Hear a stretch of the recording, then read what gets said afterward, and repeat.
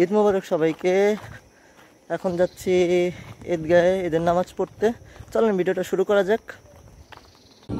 এই যে হচ্ছে আমাদের নামাজের জায়গা। এখন যাবো আমি মসজিদে।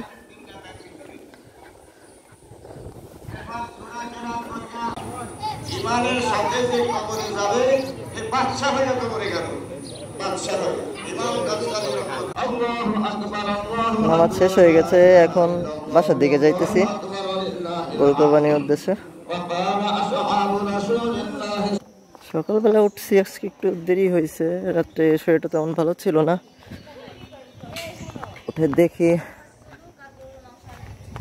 আমাদের বাজারের যেই নামাজ আছে, ঈদের নামাজ জামাতটা শেষ হয়ে গেছে। ওটা 6:30 7টার সময় ছিল।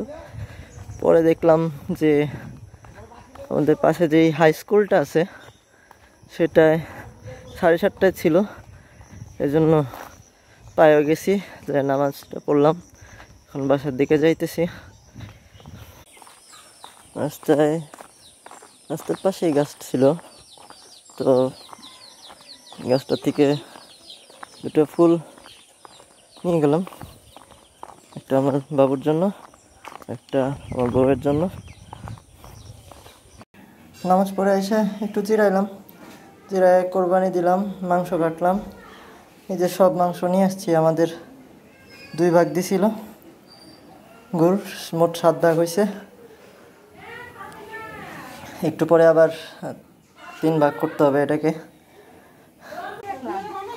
তো কোরবানি দিয়ে কমপ্লিট, সব ভাগও কমপ্লিট। আমাদের কাছে যে 3 ভাগ সেটাও কমপ্লিট হয়েছে। এখন রান্নাবান্নার পালা আছে, এখন রান্না করতে। সবকে একবারে মাখায় জোগাই দেবা নাকি? আচ্ছা দাও। তেল অ্যাড হইতেছে।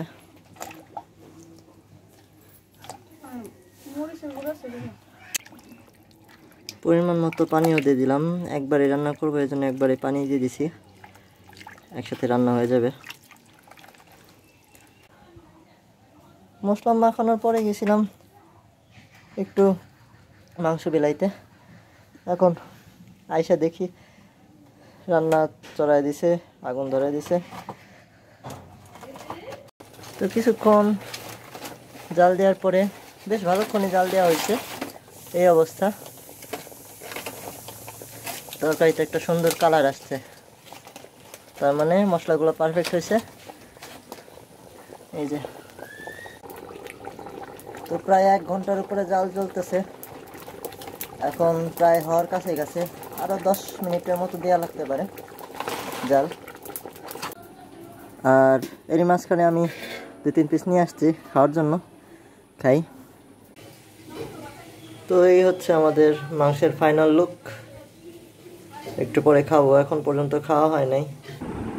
ওই যে আমাদের বাবু খেলা করতেছে, সারাদিন অনেক ঘুমাইছে, সে বাবা মাকে অনেক মিস করছে।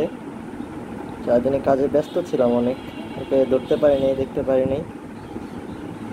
সে মাঝে মাঝে একা একা কথা বলতেছে, খুব মজা লাগছে তার। আজকে সারাদিনে অনেক ঘুমাইছে।